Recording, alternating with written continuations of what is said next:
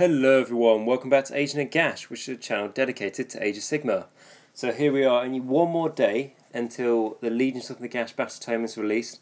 So I really want to try and get out as much information I know about it so far, just to give you guys a bit of a head start before you get the book yourself.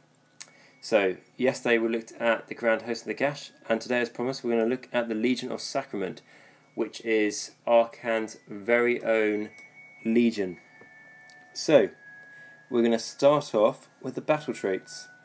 So, the Unquiet Dead. So this is the same as the Grand Host of Nagash battle trait, and it will be the same for the other legions as well. Where I'll read through it quickly, but I did go in detail of this with the Grand Host of Nagash video. So, if you want to know a bit more information, you can go back to that video. Okay, so the Unquiet Dead.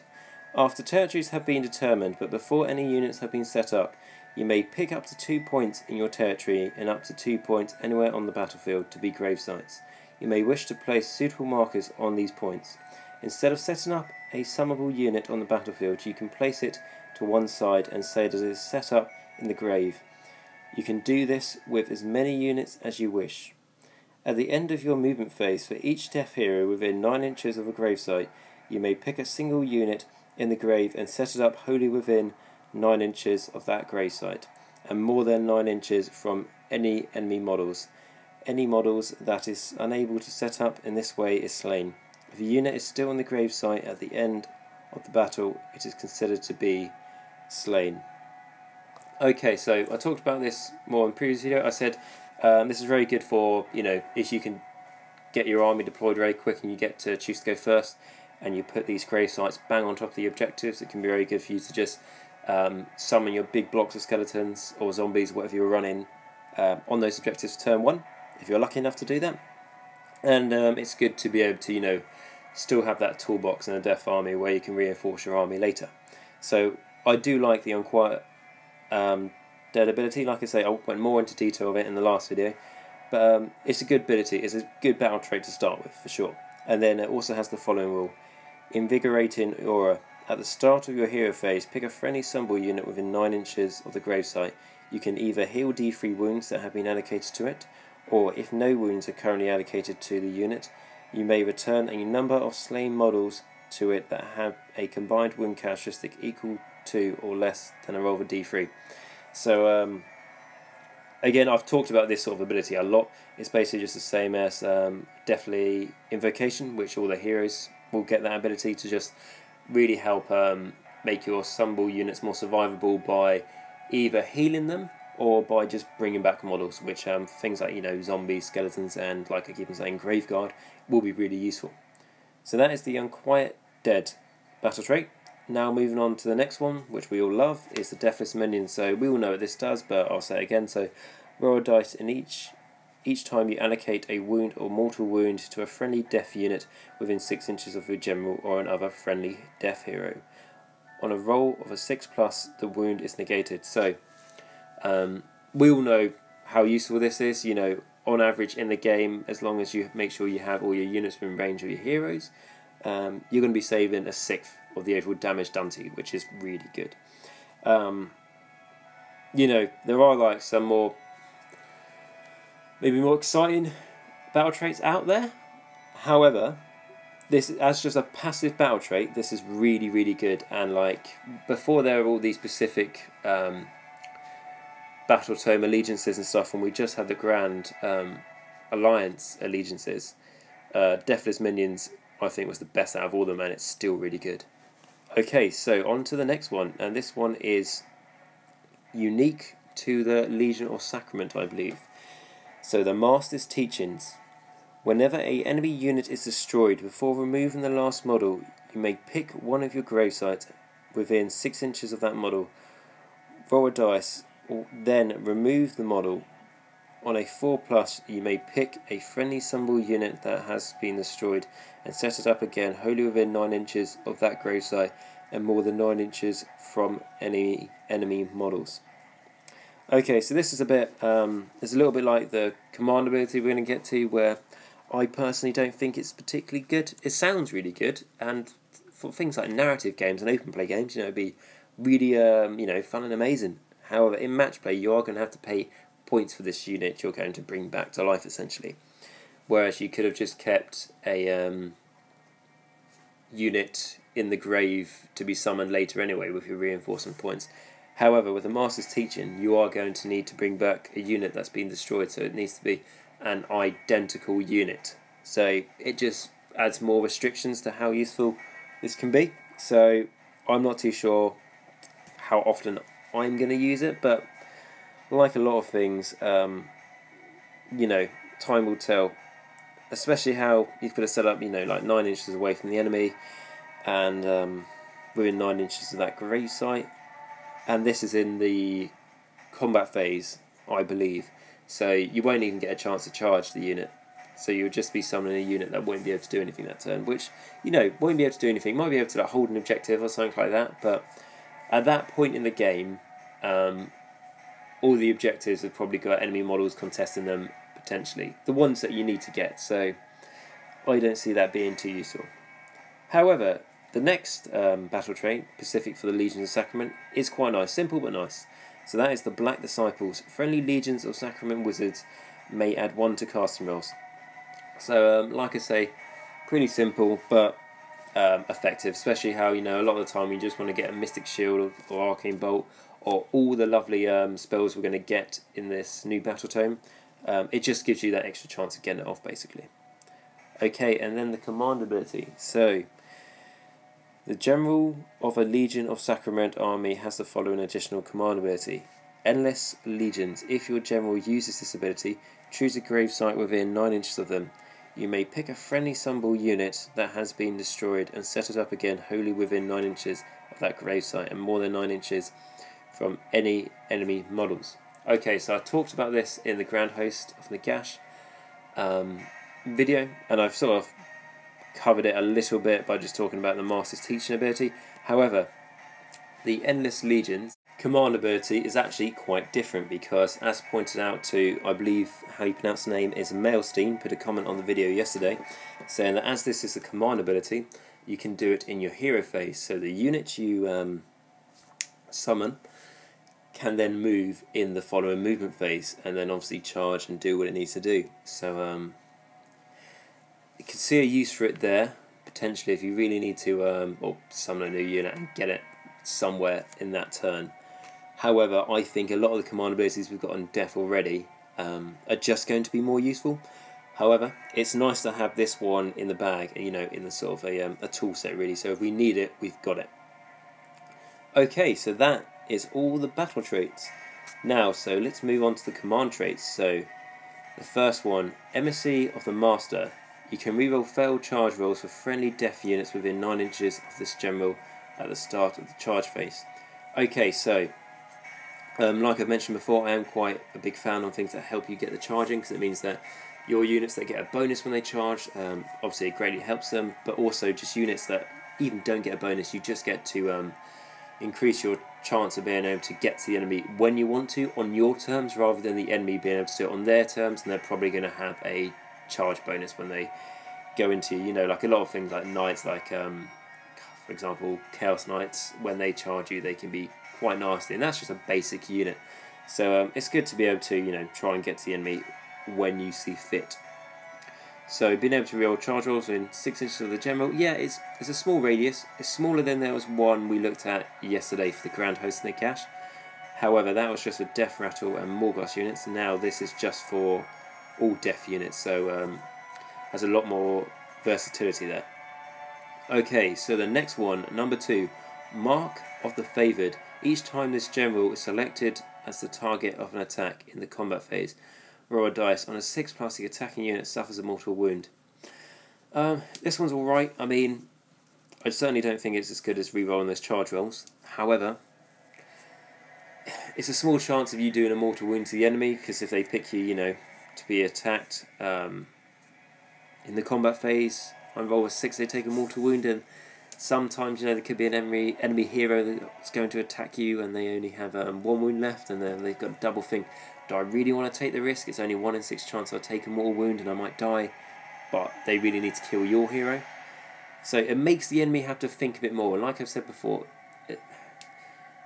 how many decisions you can make the enemy have to make, the better. Because if they make enough decisions, one of them's going to be wrong, and that could be the downfall to their game. So it could be useful, but I feel like we haven't gone through all the command traits, but I feel like it's not going to be the best one. So, number 3, Dark Acolyte. The general is a wizard that knows the Arcane Bolt and Mystic Shield spells, as well as a single spell from one of the laws of the dead. If this general is already a wizard, they may generate an additional spell from one of the laws of the dead. So already I think this is better than the Mark of the Favoured, just because if you really want to have a general in your Legion of Sacrament army who, of course, isn't a wizard, you feel like you are missing out a bit, because this whole army is based around... the whole Legions of Sacrament army is based around making your wizards as powerful as they can be. So being able to turn your non-wizard general into a wizard, and then he can obviously take a spell from the one of the 2 laws, corresponding if he's a vampire or a death mage. Let me just go through this again. So this general is a wizard that knows the Arcane Bolt and Mystic Shield spells, as well as a single spell from one of the laws of the dead. Okay, so he can actually choose from one of those laws, whatever he prefers, I think. So that is pretty good. And then if he's already a wizard, he just gets to pick an extra spell, which admittedly most wizards can only do 1 spell, but being able to pick and choose what spell they need to know, because if you, for example, that wizard will know the Arcane Bolt, Mystic Shield, they'll have their own unique spell, and then they'll be able to pick 2 from the spell laws. So they'll have, well, they should have 5 spells to be able to choose from, which is very, very versatile. It means for different situations you can really do the spell that you really need to help you out. So Dark Acolyte, I think, is pretty good. And then number 4, Mastery of Death. At the start of your hero phase, all friendly death units within 6 inches of this general may immediately make a move up to 3 inches as if it were your movement phase. They may not run as part of this move. Okay, so I really like this one. I think this is better than Dark Acolyte personally, because, like I've mentioned before, I'm more of a fan of command traits and artifacts that help your whole army, rather than just the single general or hero. So being able to get that extra 3-inch movement is really, really good, especially when you're looking at things like just trying to get to the objectives first. And with being able to set up units from the gravesite, you've got that covered, but really just being able to get to where you need to as and when you require it is really useful. I mean, I've said so many times how much movement is so important in Age of Sigmar. It's all about how quickly can you get to those objectives, how quickly can you adapt midway through the game for when the battle's changed and you realise, actually, I thought I had to be all over here, but actually I need to be over there. So particularly in a battle plan for match play called Star Strike, where the objectives don't start on the board. You have 3 that come down throughout the game, and you need to be able to adapt quickly to get to them, because they could really spread out throughout the board. So being able to have the extra movement there would maybe give you a slight edge over your opponent to be able to get there first, and just getting that extra turn of points from the objectives can mean the difference between winning and losing that game.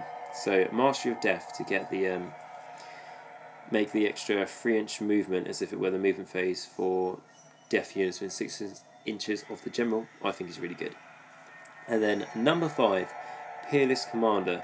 This general may summon a unit from a gravesite, see below, which is basically just telling us about the gravesite ability, whilst they are within 12 inches rather than 9 inches. Okay, so this is okay. I mean, it's good if you need to summon something from an objective that's actually quite far away from your character, so you can run your character and move him in the movement phase, and then if he's still a little bit out of 9 inches from that gravesite, having 12 inches just means that you'll be in range to be able to summon that unit. That's the only real use I can see for this. It's not bad, I just don't think it's good as some as the others. Okay, and number 6, Bound to the Master. This general may use the Arkhan the Black first of the Mortouch command ability. Okay, so this is a really good command ability where it allows all your death wizards within 18 inches of the general add 6 inches to the range of their spells, which with all the new spell laws now is really good, and even with just the spells the wizards know by themselves, it's fantastic. However, in a Legion of Sacrament army, just for me, for narrative reasons, I'm probably going to take Arkhan the Black, because it's his Legion. I want him to lead it. I've recently painted him up, which I put a picture on the video for you guys to see, and I feel like he would be, it would be awesome having him lead this army essentially. However, if you do have Arkhan the Black in the Legion of Sacrament army, he has to be the general. You don't have a choice. He has to be the general. It's the same if you have Nagash for the Grand Host Nagash army. If he's in it, he has to be the general. And it's the same for Neferata's one and Manfred's. Which is, I can see where they're going there with the narrative, but it does feel like it's made it just a bit more restrictive, which other armies don't have to follow by. However, they've put in enough bonuses for having these guys in your army anyway for it to be worthwhile. So I'm happy with the change there. Okay, so that's the command traits. If I was to look at the ones that I think are the best in my opinion, are the Emissary of the Master, so you can reroll failed charge rolls for friendly death units within 6 inches of the general at the start of the charge phase. I think this is good, as I say, just to be able to get your combats in when you want to, on your terms rather than the enemy's. And then I also think Dark Acolyte is a good one to make your general wizard, and then he gets to pick a spell from one of the laws, and of course he knows the Arcane Bolt and Mystic Shield. Or if he's already a wizard, he gets to generate an additional spell from one of the laws. I don't know if this is going to be one of the best ones out of the 3 I'm going to pick, but I do think it is. It's definitely should be one of them. So that's good. So we've got Emissary of the Master, Dark Acolyte, and then Mastery of Death. I think is very good. So that's just giving your death units within 6 inches of the general can immediately make a move up to 3 inches at the start of your hero phase. So I think that's good as well. And then I'd say they're the best ones. So we've got Emissary of the Master, which lets you reroll those charge rolls, Dark Acolyte, which turns your guy into a wizard, and then Mastery of Death, which gives you the extra 3-inch movement. I think those 3 are the best. If I had to pick one, I would probably go with,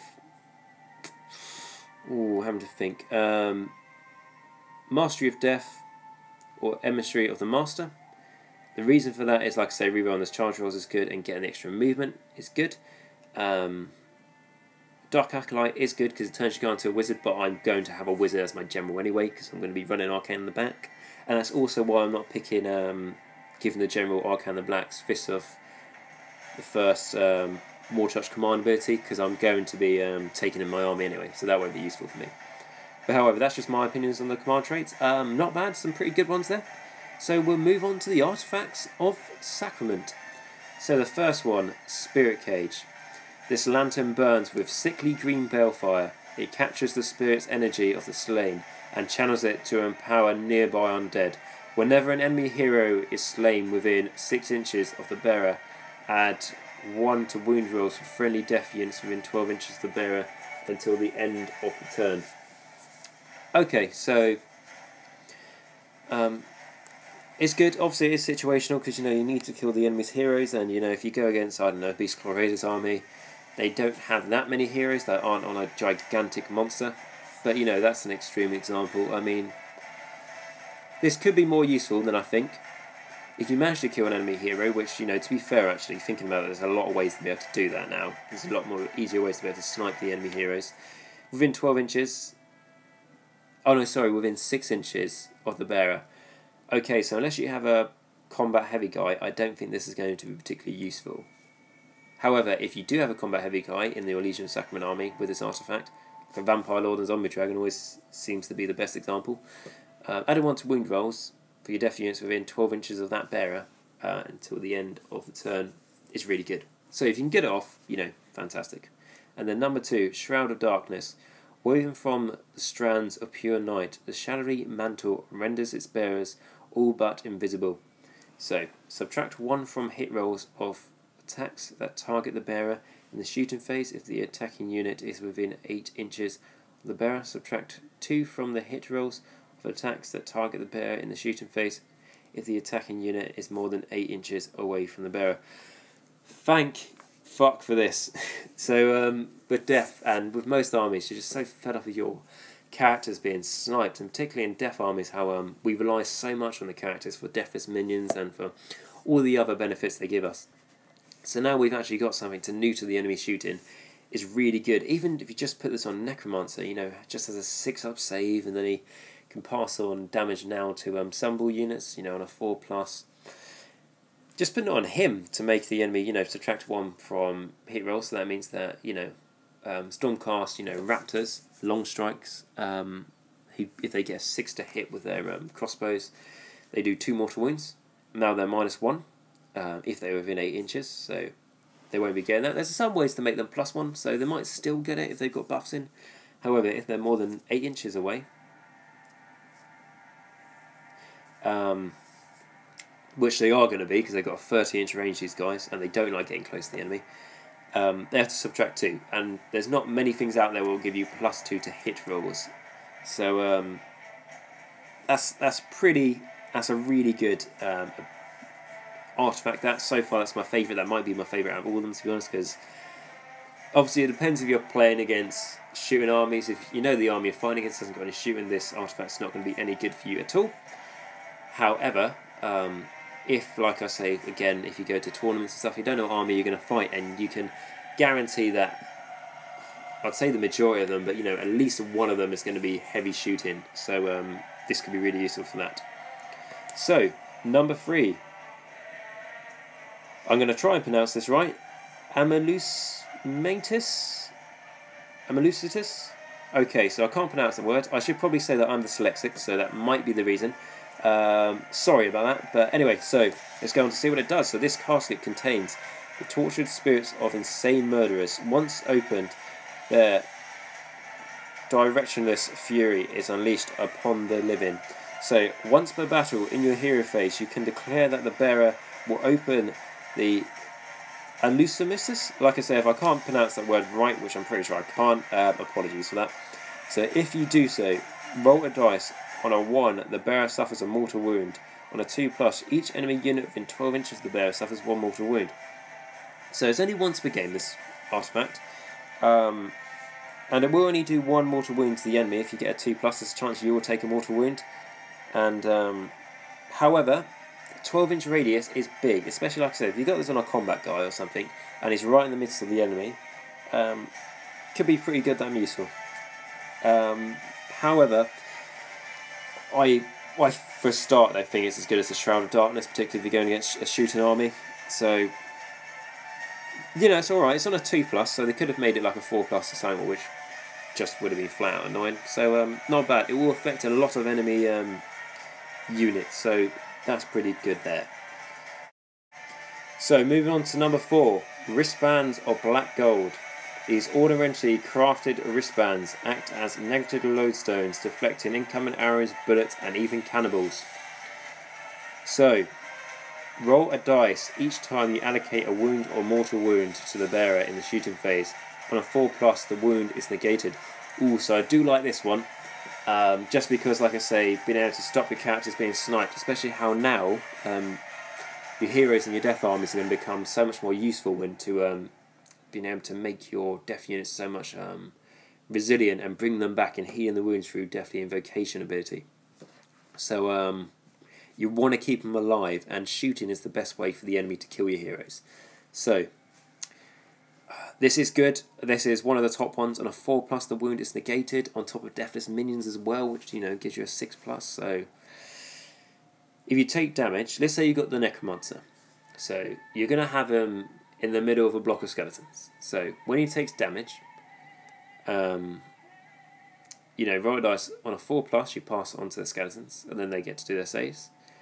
And then if you fail to pass it on to the skeletons, and this is from shooting, on a 4+, you ignore the wound, so you would roll for each damage they did to you. And then failing that, on a 6+, you ignore it. So you've got a pretty survivable Necromancer just there with a 6-up save. So, yeah, that's really good. I do I prefer the Shroud of Darkness, which gives you the -1 to enemy shooting that target this model if they're within 8 inches, or subtract 2 if they're outside of 8 inches. I do prefer that one, but only because I think that's so good against shooting armies, especially with things like Skyfires. You know, like on a 6 they get to do, you know, like D3 mortal wounds. Not anymore, they don't. So, and then on the wristbands of the Black Gold, to be able to, on a 4+, you get to ignore the damage from shooting, you know, for each damage. That is really good in itself, but just compared to the Shroud of Darkness, I don't think it's as good. I might be wrong here, but you know, it depends. Depends what you're going up against, because I'm using examples like, you know, Raptor long strike bows and, you know, Skyfires that, you know, do nasty things on 6s to hit when they shoot you. However, if you're going to go against like mass attacks, so let's say you know, you're just going to get shot by a load of Glade Guard or a load of, you know, Arrow Boys or something like that, then the wristbands of Black Gold, ignoring shooting damage on a 4+, might be better. You know, it might not be, but it might be. Just because the sheer amount of saves you're going to have to make, just having that extra 4 up makes it so much more useful. However, like in any army now, you can only take 1 of each artifact. So if you're going to go against a heavy shooting army, and you have a battalion in your army, watch the battalion called like the Sacrament Battalion, whatever it is, obviously you get to take 2 artifacts. So you can take the Shroud of Darkness and the wristband of Black Gold on 2 different heroes, which would be really, really good. So yeah, big fan of that. Now moving on to number 5, Azir Bane Standard.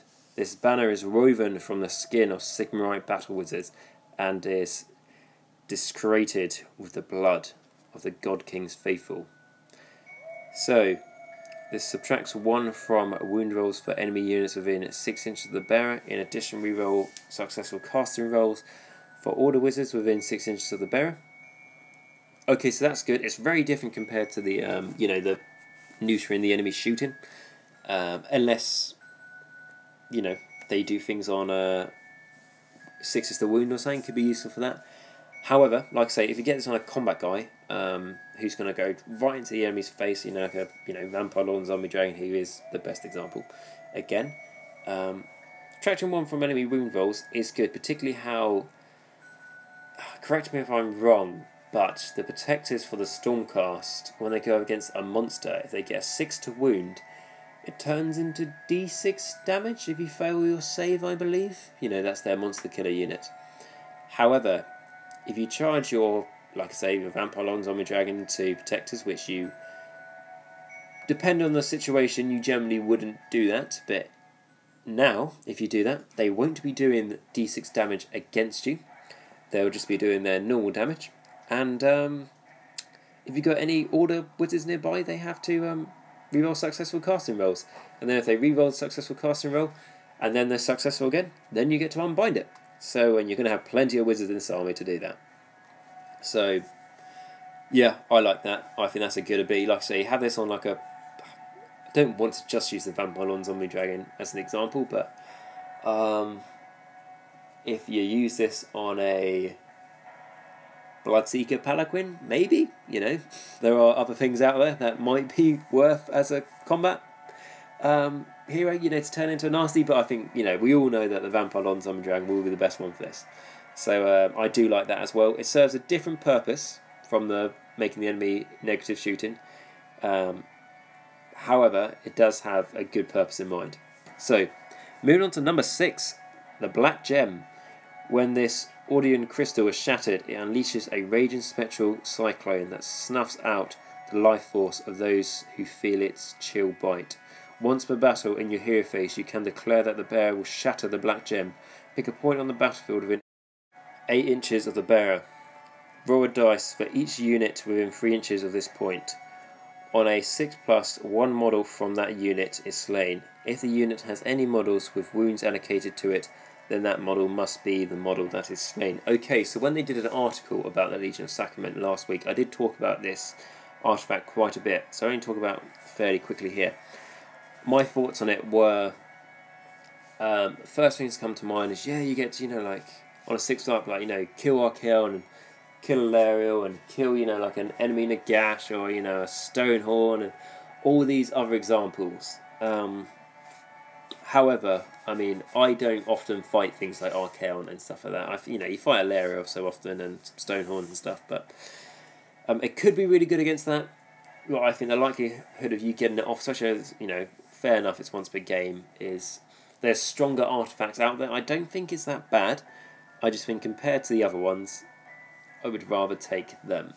However, as I said when I talked about it in the article, I would use this as a area denial for the enemy, because you can only use this once per game, and it is on a 6-up, but if they do have these big nasty characters and monsters, and you've got, you know, a character with this, even if it's just a necromancer or something, and the enemy find it hard to snipe him or can't snipe him, they might not go near him, because if he's in the middle of a block of 40 skeletons or so on, they might stay clear, because there's a small chance you've been able to make their model, you know, just disappear.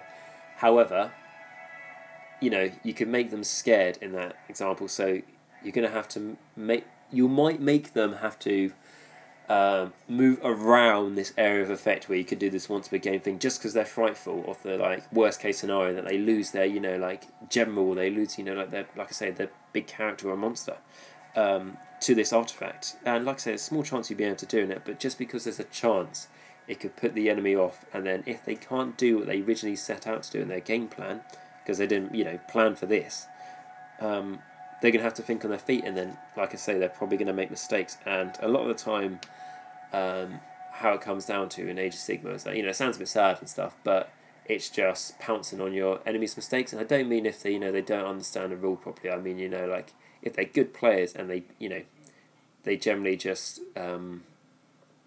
made a tactical mistake, something like that, then you pounce on it, and then you make the most advantage of it, because, you know, you can better make sure that they will do the same to you in a tournament. So, out of all those artifacts there, my favourites are the Shrouds of Darkness, which allow you to subtract 1 from the enemy's shooting if they're within 8 inches of you, or subtract 2 if they're outside 8 inches of the bearer. So that's probably my favourite. I know it's only good in shooting armies, but that's probably my favourite. And then, what else have we got?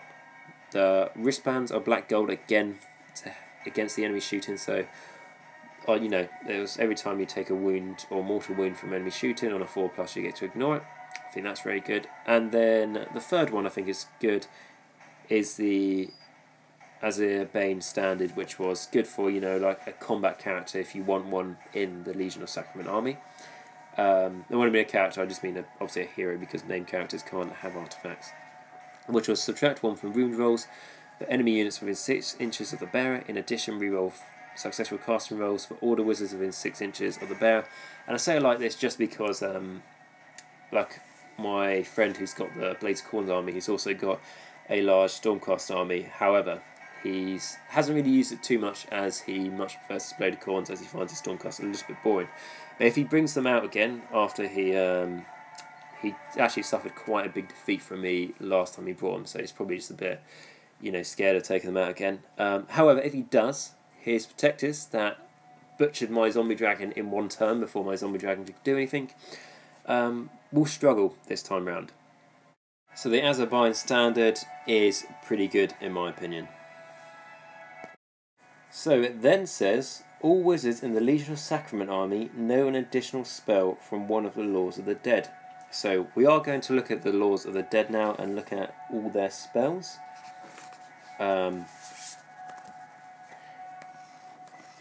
Just to get an understanding, because, you know, the Legion of Sacrament, Arkhan's Legion, is, you know, all about, you know, magic, so I think this is the best video to talk about it in.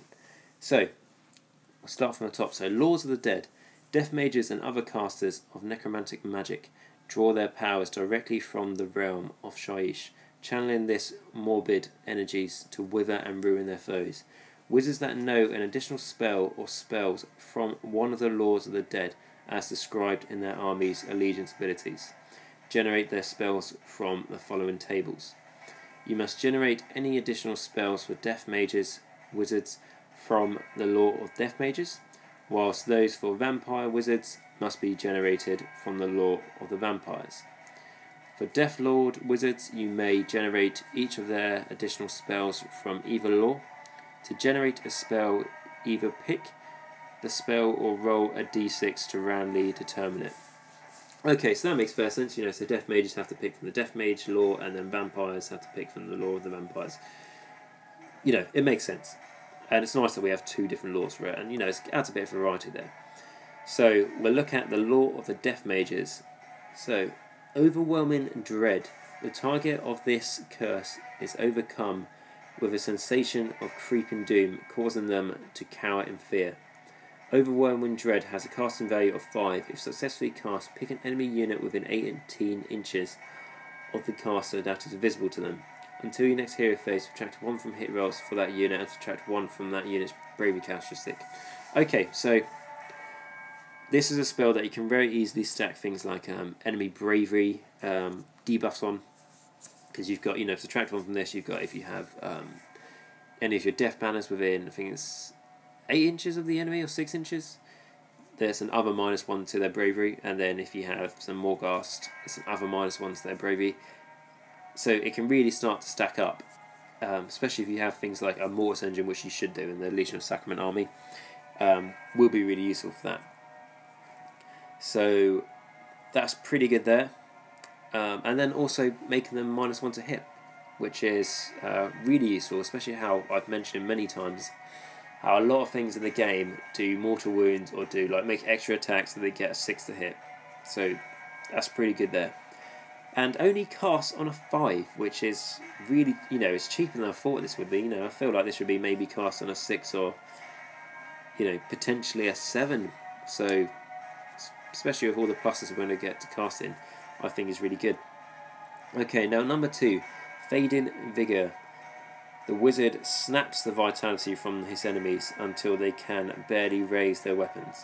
Fading Vigor has a casting value of 6. If successfully cast, pick an enemy unit within 18 inches of the caster that is visible to them. Until your start of your next hero phase, subtract 1 from the attack characteristics of that unit's melee weapons to a minimum of 1, and roll only a single dice when making charge rolls for that unit. Okay, so that is really good. Again, I'm not just generally saying that these are all really good. I mean, I'm really liking the sound of them so far, because this is a spell that reminds me of the Spirit Blight spell, which belonged to a Vampire Lord, which essentially was pick an enemy unit, I think it was within 18 inches, casting value of 6, and they had to subtract 1 from their attack characteristics of their melee weapons. For that combat phase, or for until your next hero phase, I can't exactly remember. And I was really saddened when I looked at the Vampire Lord War Scroll, the new one, and I did a little bit of a review of it, and they took that spell away. However, now with this new spell, it does just that, but also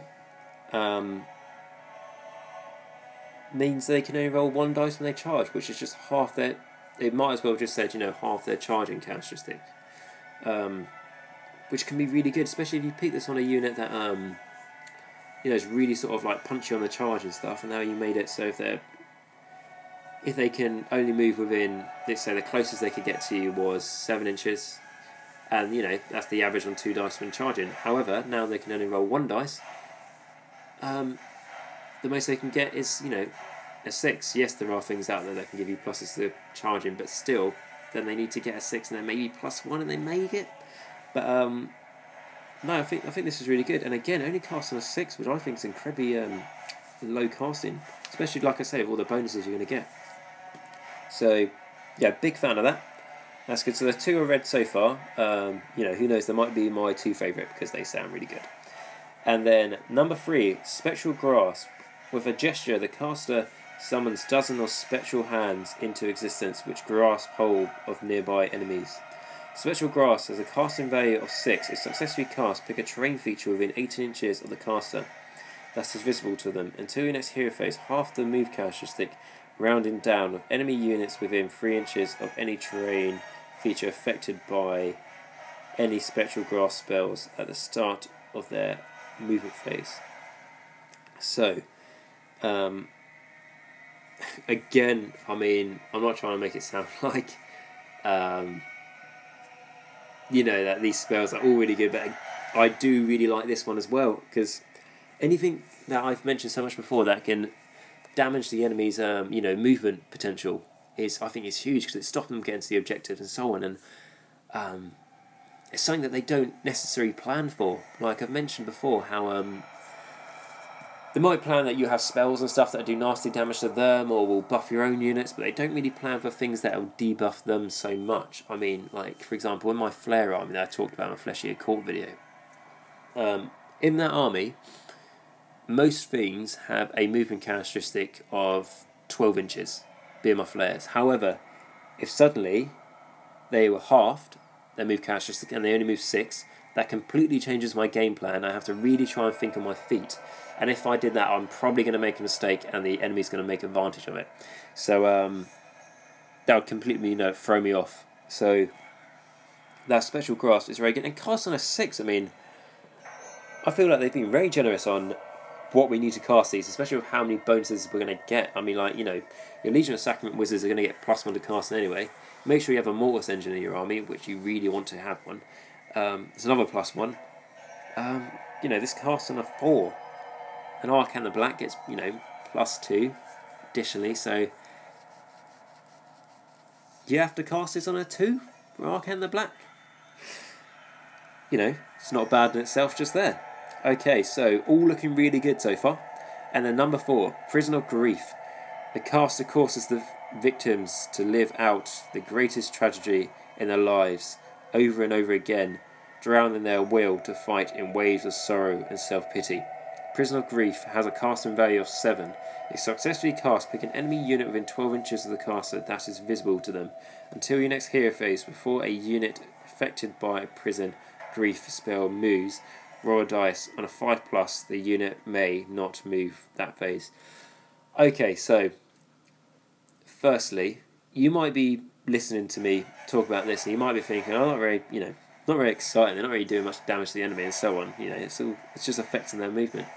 Doesn't sound very exciting, admittedly, but for me, I'm generally really excited about this because, like I've probably mentioned like 3 times in this video already, how important is movement in Age of Sigmar, especially in these objective-based games. This is really good. Prison of Grief, pick one of the enemy units, you know, on a 5+ they can't move. Yeah, admittedly, it's on a 5+, but you know, a third of the time you're going to get it off. So you pick it on, I don't know, say that the enemy's got a big block of 40, I don't know, what should we go for? A big block of, actually no, fuck it, why don't we say 60 clan rats? So, yeah, put this spell on them when they were actually going to move onto an objective the next turn. Now, they probably still will move onto that objective and the spell's been wasted. However, there's that chance on a 5+, that unit can't move. So it's just going to sit there and not catch the objective. Alternatively, if you put this on an enemy big scary monster, and that was going to, you know, maybe charge you next turn, and you don't really want to get in combat with it, and you're close enough to put this on it, you know, you're within 12 inches of it. Now, it can't move, which means it's going to struggle to charge you, and that might mean that the following turn, when you want to charge it, you can, on your own terms.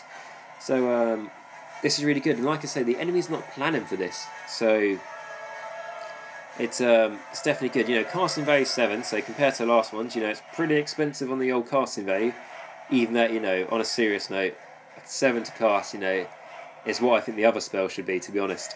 So 7 for this one, you know, fair enough. So the 4 spells so far, I can see really good uses for all of them. So moving on to number 5, Decrepitry.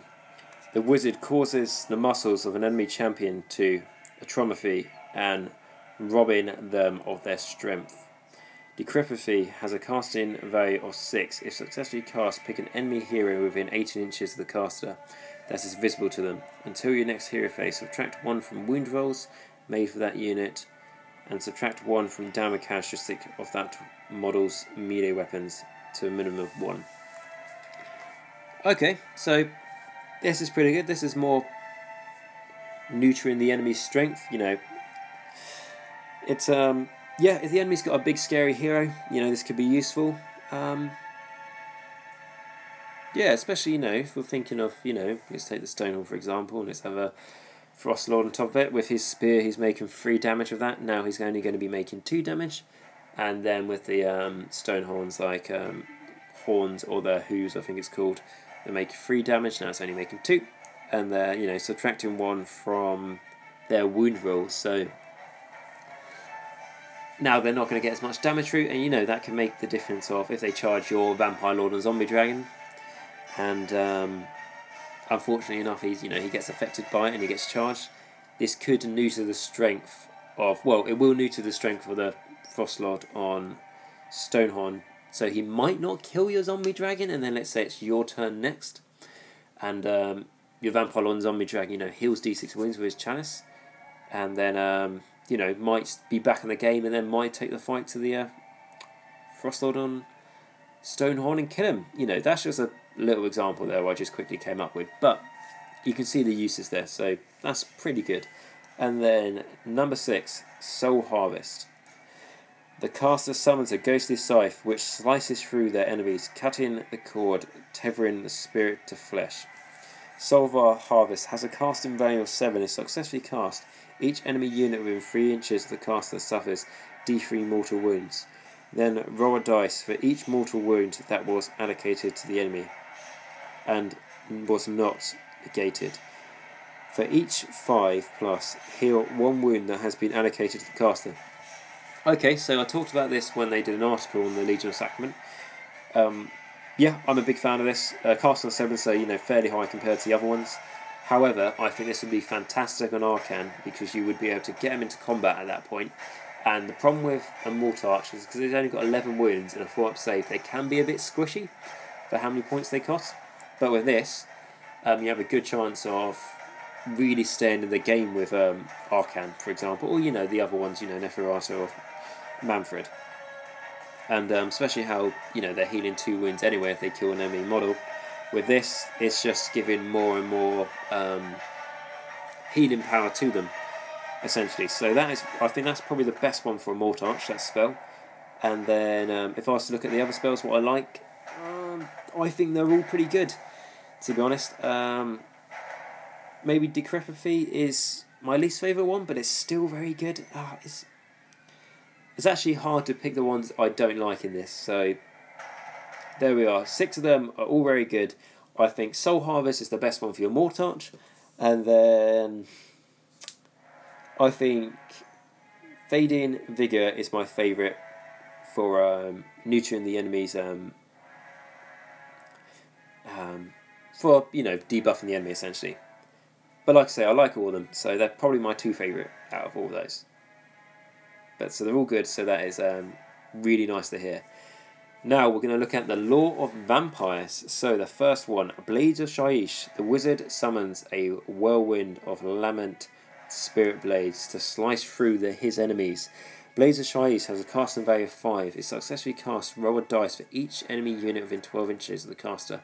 A roll of a 5 plus, that unit suffers 1 mortal wound. This is alright. It's like a big arcane bolt. And I say it's alright in a sort of, you know, like not an excited way. I'm just because I really like the other spells we just read. This definitely has its uses. I mean, you know, it casts on the same as an arcane bolt and it can potentially do more damage if you're right in the middle of the enemy. However, this isn't my favourite, so there's not too much to say about it. You know, within 12 inches of the caster. So if you're getting really into combat, you know, you have a fairly good chance of doing mortal wounds with this, but because, you know, you've got so many enemy units within range. However, I think on a 5 plus, I'd rather just do Arcane Bolt and just take out a specific character, or just damage a specific character or unit, I think. Okay, so number 2, Spirit Gale. The wizard calls forth a spectral wind that howls through the ranks of the foe, tearing their souls from their bodies. Spirit Gale has a casting value of 6. It successfully casts.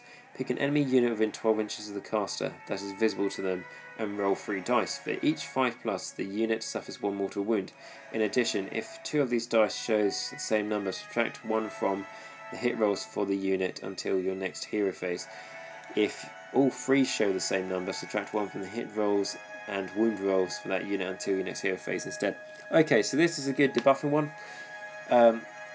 Of course, it does rely on you trying to get a double, and a double on 3 dice. I'm not going to do what the average is in that because I can't think on the top of my head, but you've got a chance of doing it, and not too bad of a chance. When, let's say, if you're doing an attack as well, and you've got like 3 attacks and they all hits on 2s, you do quite often roll 3 ones. So it just shows there the chances of getting all the same result.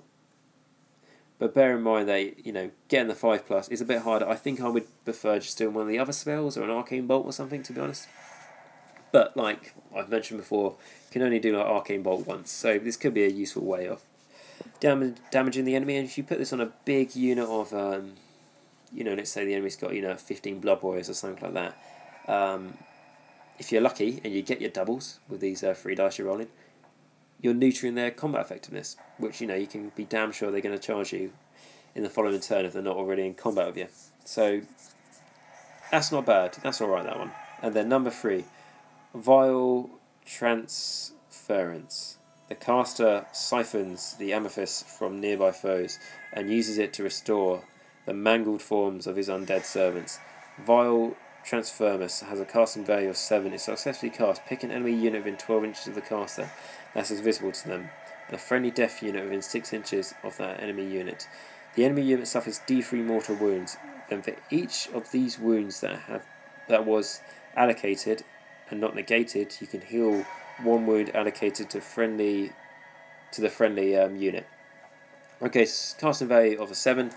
To me, this is, again, it's like an Arcane Bolt, but only 12-inch range, so 6-inch range less than Arcane Bolt. And a cast on a 7, so rather than a cast on a 5. However, you have a good chance of restoring wounds to one of your death units, and it doesn't have to be a summonable death unit either, so you can restore wounds to Morgoth's Archai, like a Vampire Lord and Zombie Dragon again, because he's going to be in combat, Vargeist, Spirit Hosts, Blood Knights, the list goes on, or a hero, which could be very useful.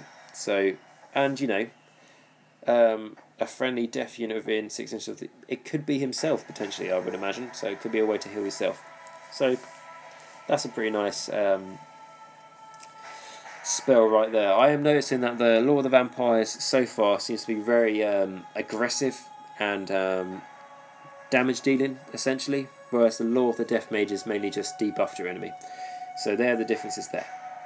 Okay, number 4, Amethyst Finons. So, incorporeal amethyst wings grow from the caster's back, allowing him to soar above the battlefield.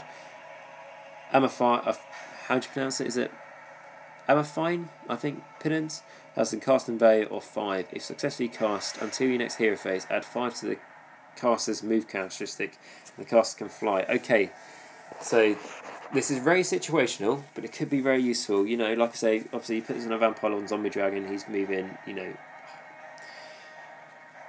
well, incredibly fast. I mean, what is he? He's moving 19 inches, and then obviously he can run on top of that or charge if he wanted to.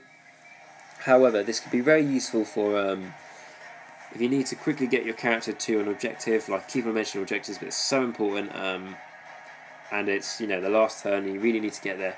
You've got a good chance of doing it. Like, I have an example of where I was at a tournament and the fate of the game relied upon, I was fighting ogres, and the fate of the game relied upon if a necromancer could pass mystical terrain and then move 10 inches. He was on a horse, so he could do that.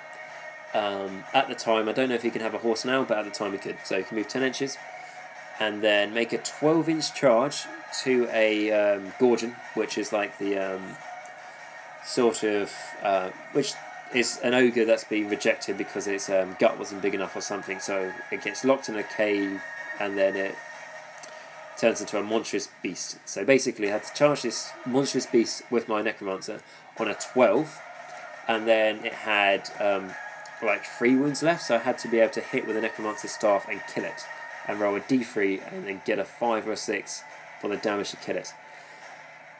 So I passed mystical terrain, I moved 10 inches, I charged, I made a 12-inch charge, and I managed to kill the Gorgon with the staff. And I tell you, that is the best my necromancer has done. I mean, in previous times he's killed a mighty Lord of Porn, in one combat phase outright, which was his huge glory moment, but this has taken dominance because this was, you know, he had to pass Mystical, then he had to move, then he had to charge, and he had to take out this monstrous beast, which, you know, could have easily have killed the Necromancer in combat if he got to attack first. So, and the thing that saved me there was just the extra movement I had.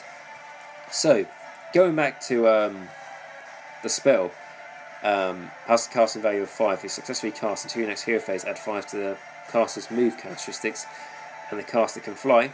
Admittedly, Necromancer won't be able to take this, but, you know, like a Vampire Lord who really needs to get somewhere at that turn to do something like I've just mentioned, like taking out that Gorger, just to win the game by getting... Basically, I killed him, he was holding the objective, I got the points from the enemy, and then last turn they didn't have another turn left, and I just overtook him.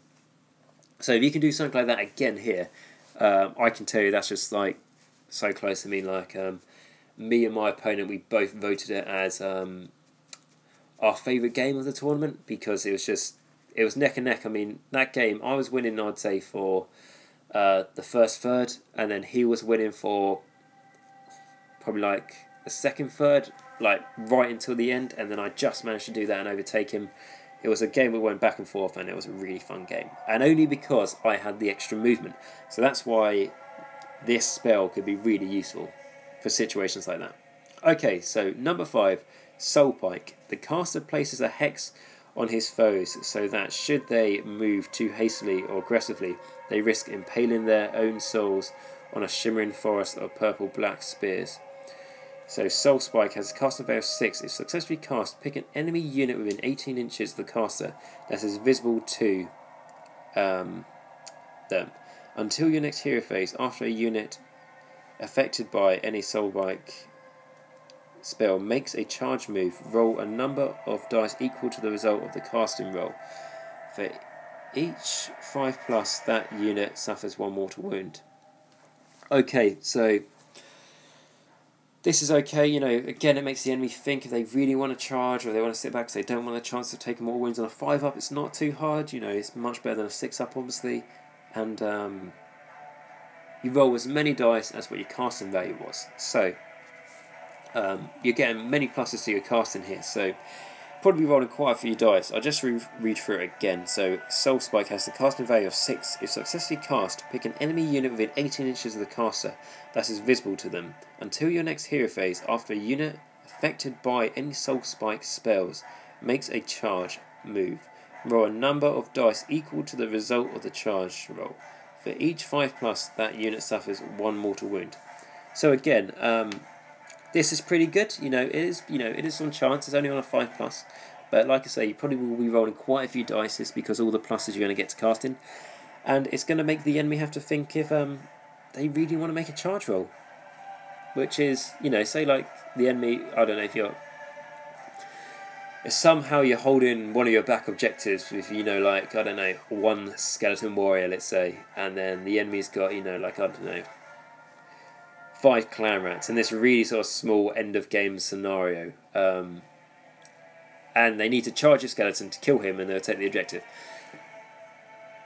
And let's say you put this spell on them for some reason or another, you put the spell on them, and then when they made the charge, the enemy's going to have to think, there's a chance I might actually lose all my clan rats here and I fail to get that objective. So, you know, if, I don't know, they charge that unit and then like 4 of the clan rats died, and then that 1 clan rat that managed to charge attack the skeleton, you know, didn't die and attack back and kill the clan rat, you know, he's just lost his last chance of trying to get your back objective. Now again, that's a very extreme sort of situation where I don't know how likely that is to happen, but, you know, it's a situation where this spell could be particularly useful.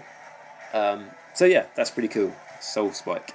And then moving on to number 6, Amorphine Orb. The wizard hurls a pulsing globe of pure necromantic magic which turns flesh and bone to ash in an instant.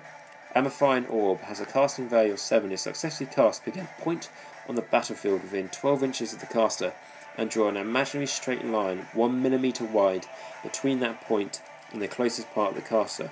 Roll a dice for each unit, friend or foe, apart from the caster, that has any models beneath this line. On a 4+, that unit suffers D6 mortal wounds. Okay, so I do really like this one. I have mentioned it in my video when I talked about the article they put out about the Legion of Sacrament and the different spell laws. They did mention this spell when I did talk about it then. However, we'll talk about it again. So, casting value of a 7 is, well, it's not particularly high, but compared to all the other, casting values for all these spells, it is one of the highest. And then, if successfully cast, pick a point on the battlefield within 12 inches of the caster and draw an imaginary straight line only 1 millimeter wide between that point and the closest part of the caster, and roll a dice for each unit, friend or foe, apart from the caster, that has any models beneath this line. On a 4+, that unit suffers d6 mortal wounds. Okay, so this won't affect the caster, thank God, but it will affect your friendly units, so you have to bear that in mind. However, if you can, like I said when I first talked about this spell, if you've got a sort of traditional battle line that's crashed into the enemy's battle line in the middle of the board, this sort of thing still happens in Age of Sigmar. What you do is you put your vampire just like, because they can move pretty fast, you put them just over your own line, so they're just, if they were to look straight down the line, they would just be facing the enemy units, and then you put your spell across the enemy units, and it's only a 12-inch range, but however, if you have Arkhan the Black as your general in this army, which I think would be very good, it's going to add 6 inches to the range of that spell, so that will be 12. So that will be an 18-inch line you'll be drawing, and each enemy unit on a 4+ will take d6 mortal wounds, which is really good when it's all buffed with this. And they're casting value of 7, but you're going to get many pluses to your casting anyway. So that's one of my favourites there. I'm also now going to think about what are my favourites. So Amorphine Orb, the last one we just looked at. Let me just think. Spirit Gale, Blazes. Probably Amorphine Orb, Soul Pike, and Amethyst Pinions are probably my favourite ones. They are all quite good. I generally prefer the Death Mage's spells, I think, because they're a lot more about debuffing your enemy and movement, so that's why I like them. I think the Laws of the Vampires are a lot more aggressive, which,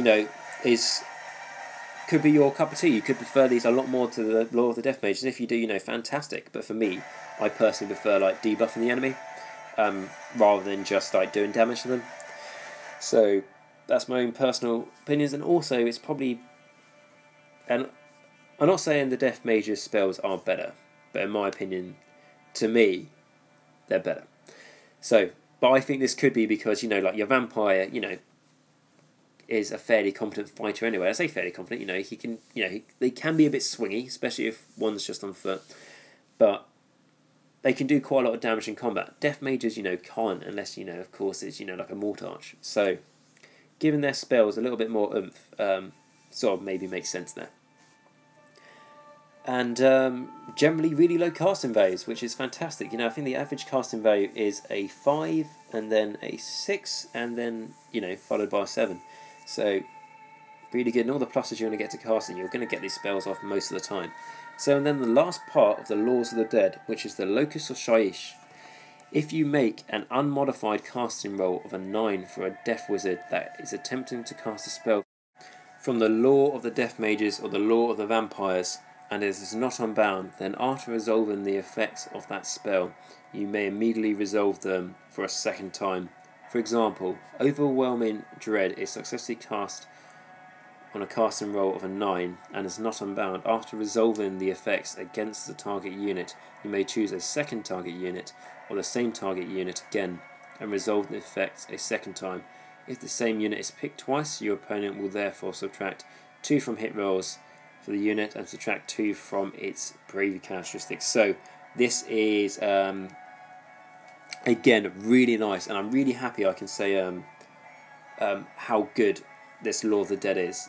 It's really nice to see, because especially how now that we've got the Death Battle Tome, we're not going to see another update for Death for a while. We maybe see a couple of new models come out, but I'm not going to see any new update for a while, which, fair enough. We've got a Battle Tome, we should be happy. However, if they, essentially fucked it up, we wouldn't be getting a rewrite for a long time. So, good thing it's, great out of the box. So, the Locus of Shaiish. Most important thing is that to remember, it is an unmodified casting roll of a 9+, unlike they first stated in their article, saying you could. Basically, the article they did, and I did a review on it, saying how good it is that they're telling us all these different ways to get pluses to casting to try and get the Locus of Shyish ability off, and then they corrected me about 10 minutes after the other video, saying that it's for unmodified rolls of a 9, which was quite annoying, but it made sense because otherwise it would just be too broken. However, a 9, it's not too hard to get. You're not going to get it off most of the time, but you will get it off. You should get it off. At least once per game, and it could be really good. Especially how the example they gave there to make the enemy subtract 2 from hit rolls, and subtract 2 from the bravery characteristic if you pick the same unit, or the Amorphine Orb where you draw that imaginary straight line and enemy units and your units going across it. On a 4-up, take D6 mortal wounds. Now you get to roll that dice twice to see, they could potentially take 12 mortal wounds if you're really lucky. So Locus Shyish is a really nice way to cap off these Lords of the Dead spells. It's just a really nice cherry on top. I mean, even if they didn't put that in there, their spells would be really potent. But because they put that in there as well, it's just made death that much better in the game and that much more competitive. Especially how a fair few of these spells can be used for, dealing damage to the enemy, or maybe even sniping out a character, maybe. So the chances of doing more damage with it, or just to resolve the spell again, just gives you an extra chance of, neutering the parts of the enemy army that you need to stop that unit from moving, or, to stop 2 units from being able to, charge that turn, or to deal more damage to enemy characters or to the enemy elite units, just to really swing the battle in your favour. So I do really like that. Okay, so with the Laws of the Dead done, we're now going to look at the battalion for the Legion of Sacrament, where I'm just going to get up now, and it is called the Lords of Sacrament. So Arkhan and his Black disciples form a nexus of necromantic power upon the battlefield, channeling their spells of destruction and death through the nightmarish focus of a Mortis engine. Okay, so the organisation of this. The Lords of Sacrament Battalion consists of the following units: Arkhan the Black, Mortarch of Sacrament, 2 or more Necromancers, and 1 Mortis engine. So, by itself, that's not hard to field. I mean, to be honest, it's a shame, to admit it, I feel quite embarrassed, but I don't actually have a Mortis engine, so I need to get on that straight away to make the most of this. So, the abilities. Unearthly focus in your hero phase. Each wizard from the Lords of Sacrament may cast an additional spell whilst they are within 6 inches of the battalion's Mortis engine. So, your Necromancers, they've got their own unique spell, which, is Van Hale's Dance Macabre, which is very good for making your Death Rattle units and, among other units, good in combat. And you quite often do that one first, and then, that's their spell and they can't do anything else. However, now with this, they get to do another spell, and this is really useful with the Lords of the Dead spells that they can pick one from. So you're just going to be doing a lot more magic, and if they're within 6 inches of the Mortis engine, they're obviously going to get +1 to casting. So that's really useful, and that also means that Arkhan the Black can do 3 spells, which is just really good. And then the next one is Swirling Spirit. In the shooting phase, add 1 to save rolls for units from the Lord of Sacrament whilst they are within 6 inches of the battalion's Mortis engine. So, if you stack that ability with those fantastic artifacts that are new to the enemy shooting, it can make your characters really hard to be sniped. And it makes the Mortis engine a little bit more survivable, because already when you read through this, you do understand that. So all of this revolves around the Mortis engine, so the enemy's surely just going to shoot that thing first and then just neuter this battalion. Which, they could do, but with the Swirling Spirits, add them onto your save rolls. I mean, the Mortis engine, I think, would then have a 3-up against, enemy shooting if they don't have Rend. So that's not bad. And then, you could also, Mystic Shield it to just make it that much more survivable. So, that's a nice battalion, and it gets nicer when we look at the price, because I don't think it's too expensive. Let's just have a look. So, Lord of Sacrament, 70 points for that battalion. Can't really argue with that. 70 points for a battalion. Like I said with my Flesh Eater Court battalion video, there was one there for 70 points. It doesn't matter what it does on the table. It just gives you an extra artifact, makes your army easier to deploy, essentially. And if it's got an ability, it's a bonus. However, with this, the abilities are pretty good, and for 70 points, That's really nice. And yeah, really happy with that. It's a really nice battalion, that. Particularly how taking, 2 Necromancers, a Mortis Engine, and Arkhan the Black, it's not going to be the most expensive battalion out there, for you to have to field. But it's, it's fairly expensive. Arkhan is, he's remained the same. He's 320 points, so he's fairly expensive. Then the Mortis Engine, is 180 points, so, you're already looking at, what's that, 500 points, and then for the Necromancers, you need at least 2, so we're looking at 720 points just to take the battalion. So it's getting quite expensive. And then obviously, for the price of the battalion as well. So what's that? 790 points. Nearly 800, Like I say, it's getting pretty expensive already. So the fact that the battalion's not that much points, really does help. So, and then just to look through like the main things when it comes to the Legion of Sacrament. So, like I said, when it comes to points, so we've got Arkhan the Black, who has stayed the same at 320 points. We've got the Mortis Engine, which I believe a lot of the things have just stayed the same, to be honest, 180 points. And then the Necromancers are still 110 points, which, it's always nice to see a unit go down in points. However, just as much of the time, a unit goes up in points. So I think we got pretty lucky here, because some of the units did generally get better, like the Calm Wraith. It can't be summoned anymore, but it still only costs 60 points, and it's just got a lot more better in combat, and it's the same with the Tomb Banshee as well. So, yeah, not bad that, not bad. And then let's just have a quick look to remind us what Arkhan can do, shall we, on his War Scroll. So, Arkhan the Black, he has got a 16-inch movement, he's got 4+ save, 10 bravery and 11 wounds, so all that has stayed the same.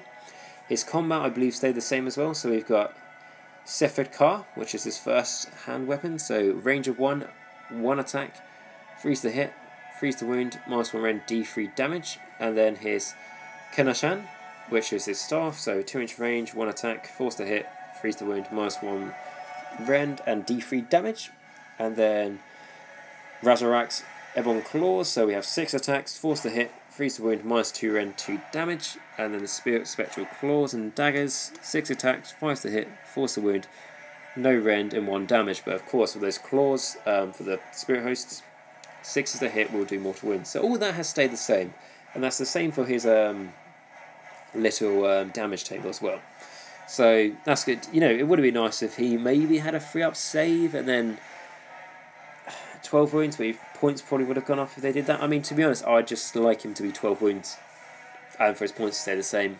He can have the 4-up save, just 12 wounds would have been so much more nicer.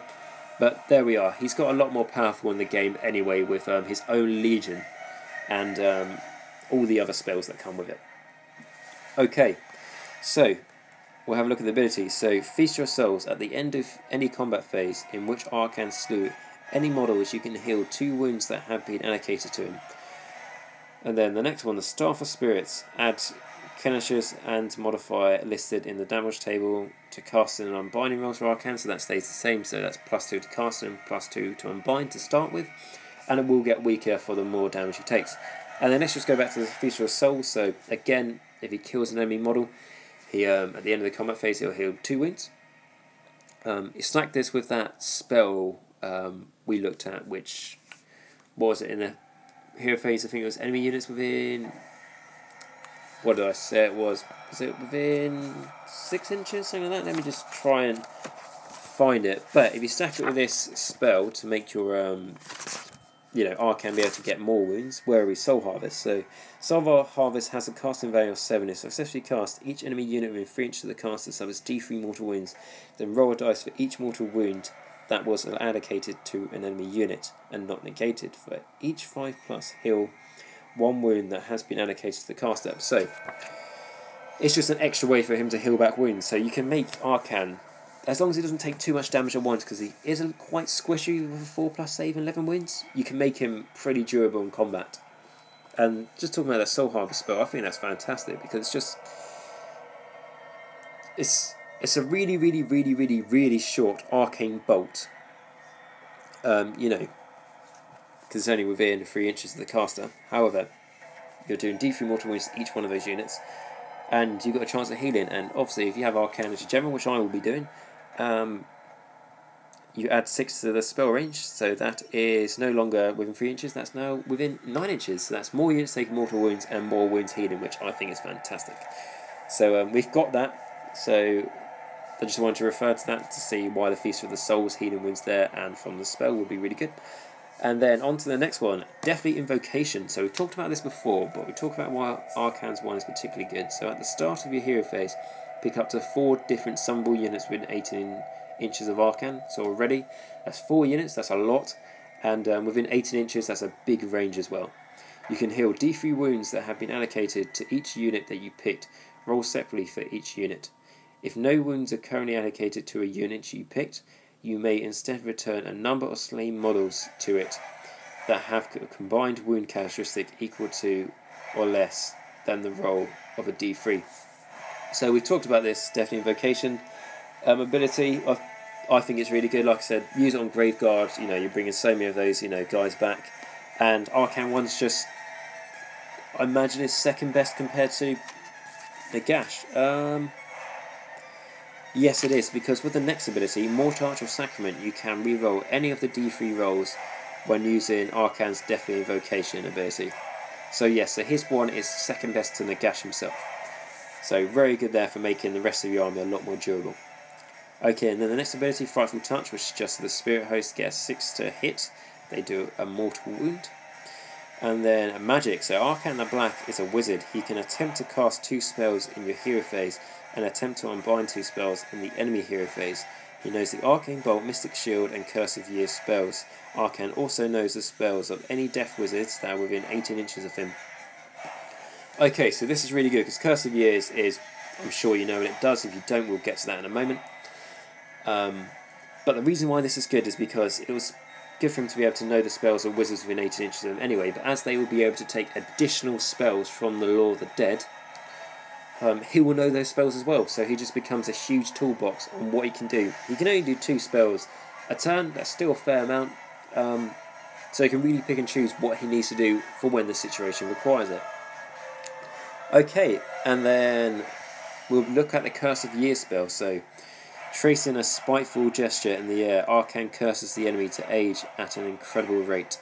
Curse of Years has a casting value of 6. If successfully cast, pick an enemy unit within 18 inches of the caster that is visible to them, and roll 10 dice.